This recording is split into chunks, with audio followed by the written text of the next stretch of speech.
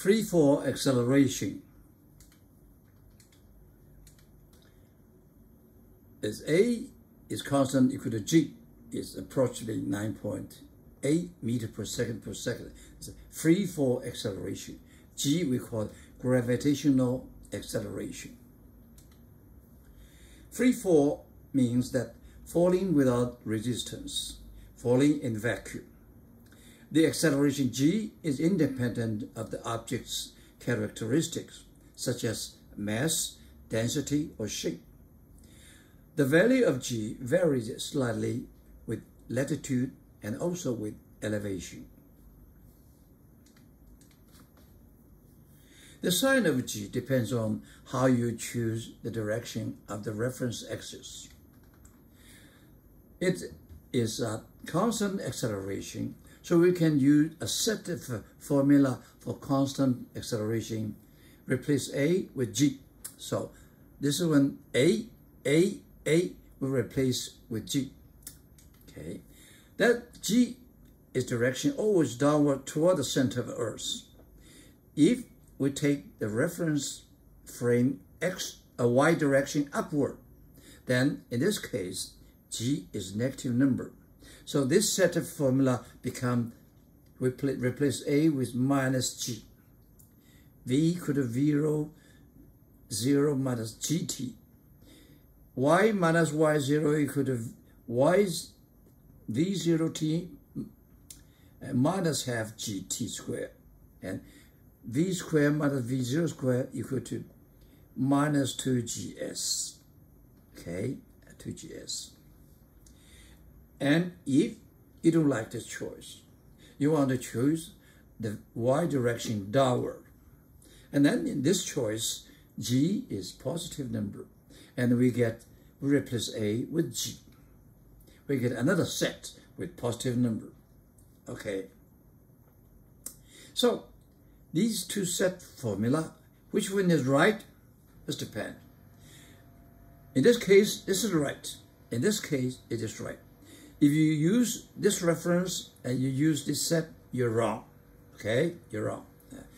Both are right. Both are right. Free fall is a movement with a constant acceleration G.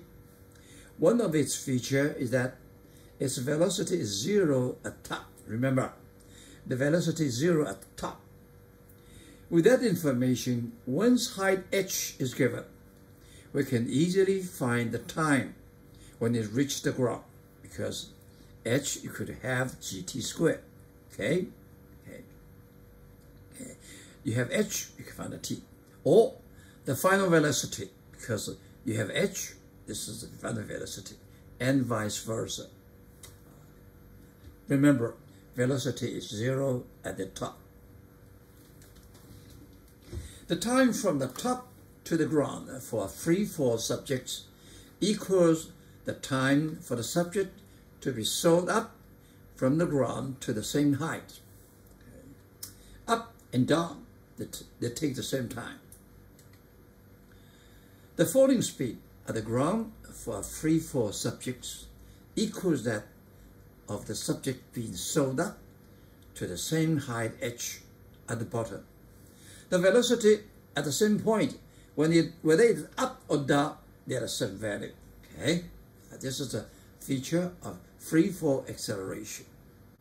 Sample: a pitcher tosses a baseball up along a y-axis. This is we take y-axis going up with an initial speed 12 meters per second. Okay. Question A: how long does the ball take to reach its maximum height? Whatever, we write down three formulas. Here we use minus g because we take y direction is up, g is down.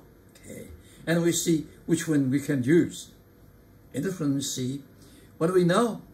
We know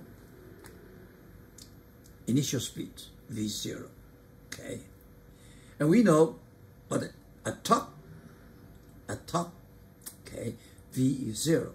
So this no, so we can find the t. We take this formula, easy one. Okay, so t equal to v minus v0 over minus g, we get 1.2 seconds. Question B. What is the ball's maximum height above its released point? What is maximum height? We still use the condition at the highest v is 0. Okay? So we take these three formula out and we choose one. This is the one we use. Okay? V squared minus V0 squared equal to 2 delta yg. Okay? We know this 0, this 12, this natural, we get a y, 7.3 meters. Okay? Question C.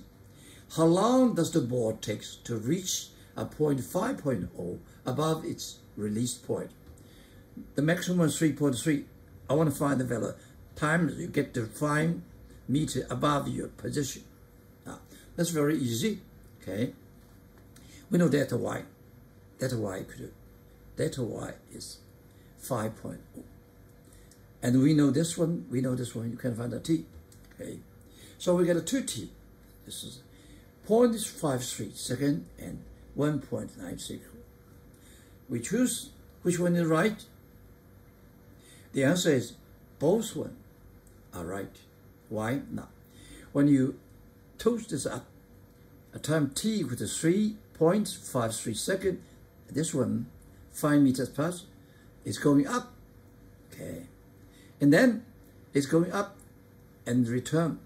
I get this same position. Okay. 5 meters high. This is 1.9 is going down. And up and down, the speed are the same. We didn't calculate. Well, I can tell you that one. Okay. So these two, both are right.